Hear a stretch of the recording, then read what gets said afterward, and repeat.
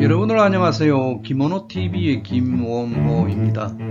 인생을 배운다. 오늘은 21번째 시간입니다.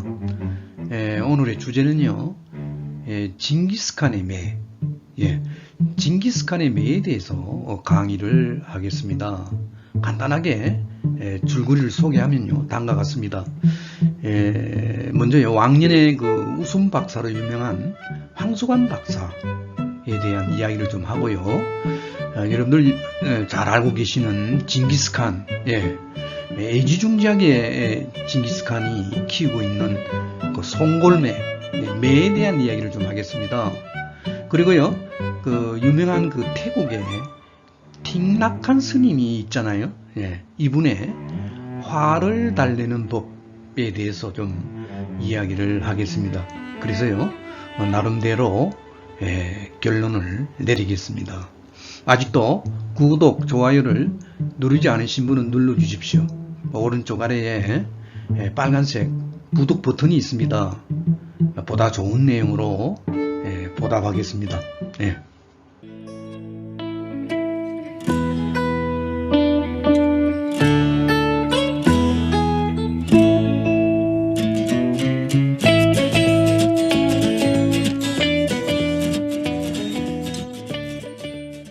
저는 평상시에 독서를 많이 하지 않습니다만은 독서보단 오히려 관심 있는 강연회라면요, 어디든지 쫓아가서 듣는 습관이 좀 있습니다.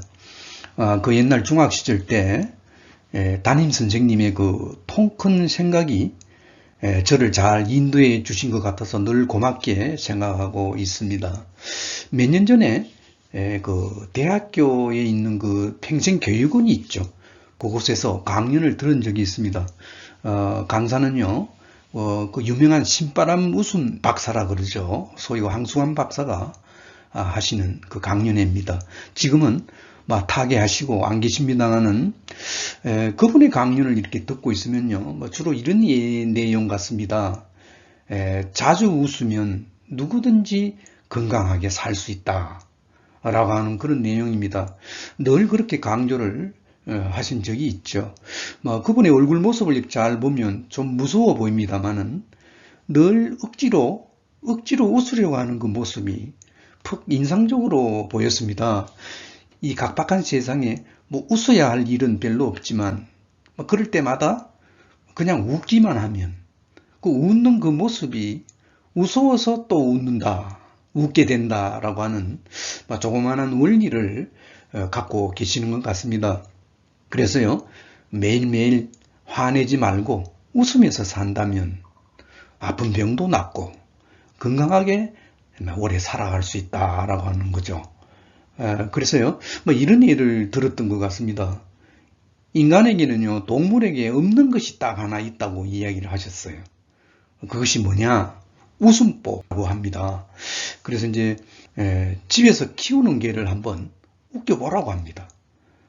그놈이 얼마나 잘 웃는지, 웃지 않으면 간지럼을 한번 태워봐라고 합니다. 소리만 내지 웃지는 않잖아요. 아직도 그분의 인상적인 그 모습이 생생히 남아 있는데요.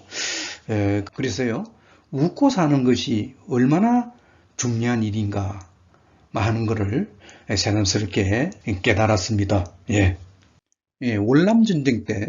월남전쟁 때 우리나라는요, 우방국으로 맹호부대 군인을 파견해서 도와줬잖아요. 그렇지만 중국 북쪽에 위치한 그 몽골이라는 나라, 여러분들 잘 아시죠? 몽골이라는 나라는요, 그 뛰는 말 있죠. 말을 지원해 줄 만큼 말이 참 많은 나라잖아요. 한때 세상에서 가장 넓은 땅을 정복한 몽골의 그 유명한 징기스칸이 있습니다. 징기스칸이 전쟁터에서 돌아와서 잠시 막사했어요. 쉬고 있잖아요. 쉬고 있으면 늘 자기의 그 잘 조련된 사냥매를 갖다가 머리를 쓰다듬고 이렇게 하고 있었던 그런 그 어떤 스토리를 우리가 많이 듣고 있잖아요. 어느 날 징기스칸이 활을 쏘려고 하고 있을 때 그 매가요, 갑자기 징기스칸의 팔을 탁 쳤다고 합니다. 그러니까 아니 이놈이 어디를 감히 치냐고, 예, 어처구니 없는 그 짓을 한 것이죠. 다시 쏘려고 하니까 또 탁 쳤습니다. 너무 화가 난 징기스칸은 순간적으로 자기의 그 사랑하는 그 사냥매를 갖다가 그 자리에서 칼로 쳐 죽였잖아요. 그런데 바로 징기스칸 발 아래쪽에 그 무서운 독사뱀이 징기스칸을 덮치려고 한 거죠. 예, 이런 것도 모르고요. 예, 징기스칸은 홧김에 자기의 그 사랑하는 애매를 죽였으니 이걸 어떻게 합니까? 엎어진 물이죠. 후일 그는 너무나 좀 슬픈 마음을 갖다가 애지중지하게 키운 그 애매를 기리기 위해서 그 조형물 있죠? 뭐 그림에서 보이는 그런 순금으로 만들어졌다고 합니다. 순금으로 만들어진 조형물을 만들어서 그 미안한 마음을 길이길이 달래주었다고 이렇게 이야기합니다. 그래서요, 징기스칸은요, 그 다음부터는 어느 누구가 잘못을 하더라도 매사에 신중하게 판단하기로 결심했다고 합니다. 예, 오랜 옛날 로마의 초대 황제 옥타비아누스가 말한 그의 좌우명이 생각이 납니다. 천천히 서둘러라, 천천히 서둘러라라고 하는 말이 있었잖아요. 예. 1995년도에 미국의 그 정신의학회라고 하는 학회가 있습니다. 거기에서 우라병이라고 하는 소위 그 여러분들 화병이 있죠. 불화에다가 병자를 써가지고요. 화병을 갖다가 한국어식 그대로 발음을 해갖고 화병 이렇게 표기한 적이 있습니다. 의학적인 용어로 표기한 적이 있습니다. 그 병은요, 뭐 이렇게 이야기를 하죠.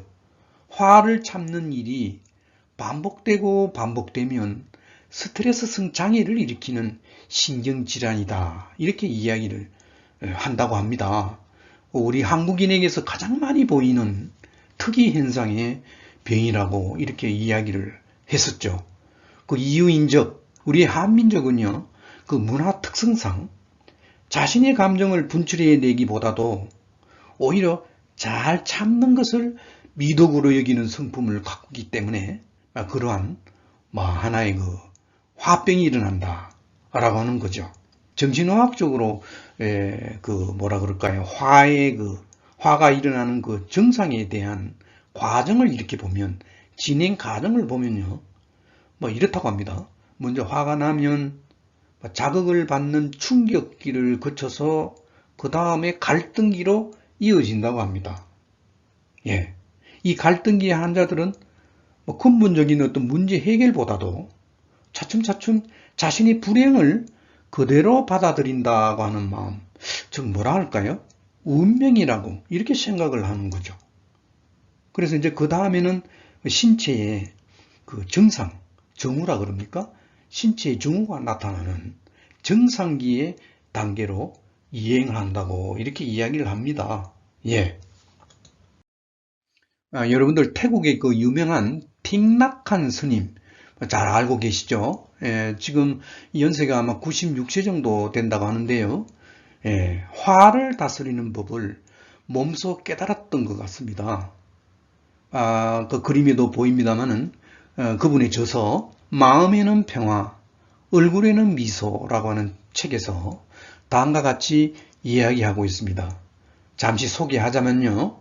화가 났을 때는요, 일단 이렇게 하래요. 동작을 멈추고 호흡에 집중을 해서 화를 자각을 해야 된다라고 하는 얘기입니다. 그리고요, 자기 안에서 화의 원인을 찾은 후에 그 부정적인 에너지를 긍정적인 에너지로 변화시키면 화가 풀린다고 하는 거죠. 좀 어렵습니다만은 마치요, 갓난아이를 다루듯이요, 세밀하게 다루지 않으면 안 된다고 합니다. 갓난아이를 보듬어 주듯이 화를 잘 이렇게 자각해야 한다고 그렇게 이야기를 하고 있습니다. 그렇게 하게 되면 화와 소통을 할 수 있고 화를 갖다가 곱게 잠재울 수 있다고 하는 그런 이야기입니다. 더기요, 화는 그 자체만 살고 있는 것이 아니라 그 화 안에는요, 행복, 기쁨 등등 좋은 감정과 같이 살고 있다고 합니다. 잠시 화를 인지하고 보듬은 후에야 비로소 가슴에 아름다운 꽃이 핀다고 하는 그런 원리가 되는 거죠. 예. 결론을 내리겠습니다. 우리 인간들은요, 적어도 일주일에 서너 번은 화를 낸다고 합니다. 예, 서너 번요. 그래서 아까 이야기한 그 징기스칸이 그 사랑하는 매에 대한 순간 화풀이는 길이길이 후회하고 있잖아요. 오늘날 우리들의 일상생활에 크게 시사하는 바 있습니다. 글을 써서 보낼 때도 다시 한번 읽어보고 잠재워서 보내는 것 상당히 중요한 얘기죠. 화난다고 그대로 있는 그대로 보내면 절대로 안 됩니다. 다시 한번 읽어보고 잠재워서 보내는 것 너무나 소중한 얘기죠. 그래서요, 화를 다스리는 방법은 우리 성각자들을 경험해서 배우는 것이 많이 있잖아요. 네, 저 같은 경우에는 화를 다스리는 법을 이렇게 하고 있습니다. 평상시에 매사 긍정적으로 생각해 보는 거. 긍정적으로 생각해 보는 거. 예. 그리고요, 잠을 푹 자는 거. 잠을 푹 자는 거. 그리고요, 땀이 흐를 정도로 걸어보는 거. 뿐만 아니라 힐링 음악을 많이 들어보는 거. 이런 것을 함으로써 무서운 화의 소굴에서 벗어나고 있는 것 같습니다. 여러분들 화가 났을 때 어떻게 대처하는 방법을 갖고 있습니까? 궁금합니다. 그죠? 인생을 본다. 오늘은 21번째 시간이었습니다. 여러분들 대단히 감사합니다.